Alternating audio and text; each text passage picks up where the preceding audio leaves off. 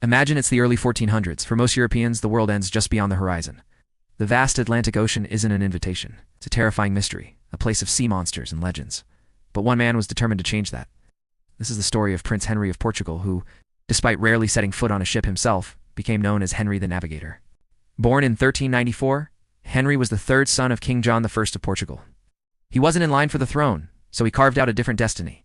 From his base on the dramatic cliffs of Sagres, he created something truly revolutionary, a center for maritime innovation. He gathered the brightest minds of his time-seasoned sailors, expert mapmakers, brilliant astronomers, and innovative shipbuilders. Together, they weren't just planning voyages, they were redesigning the very act of exploration. This powerhouse of knowledge and skill led to incredible breakthroughs. The most famous was the caravel, a new type of ship. It was small, fast, and agile, but its real magic was its ability to sail against the wind. This meant sailors were no longer at the mercy of currents and could return home safely from unknown waters. They also refined navigation techniques, using the stars and newly improved instruments to chart their course with greater accuracy than ever before. For centuries, European sailors had a psychological barrier, Cape Bojador, on the coast of West Africa. They believed the sea beyond it boiled, and that terrifying monsters lurked in the deep. It was a point of no return. But Prince Henry was persistent. He sent expedition after expedition, pushing his captains to overcome their fear.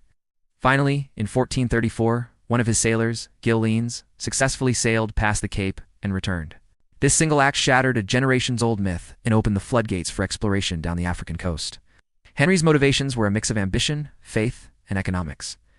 He wanted to expand Portugal's trade networks, find new resources, spread Christianity, and crucially, discover a sea route to the rich spice markets of Asia, bypassing the land routes controlled by his rivals.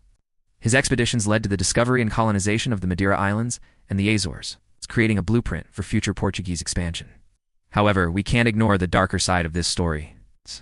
These voyages also marked the tragic beginning of the transatlantic slave trade.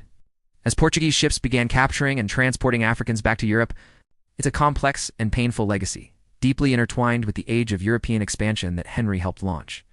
When Prince Henry died in 1460, the sea route to India hadn't yet been found. He didn't leave behind a personal empire. But what he did leave was a vision, a roadmap for the future.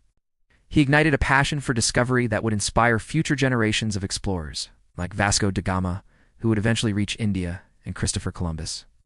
Prince Henry the Navigator didn't just put Portugal on the map, he laid the foundations for a globally connected world, shaping the course of history in ways we still feel today.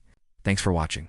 If you found this journey into the past interesting, don't forget to like this video and subscribe for more stories that changed the world.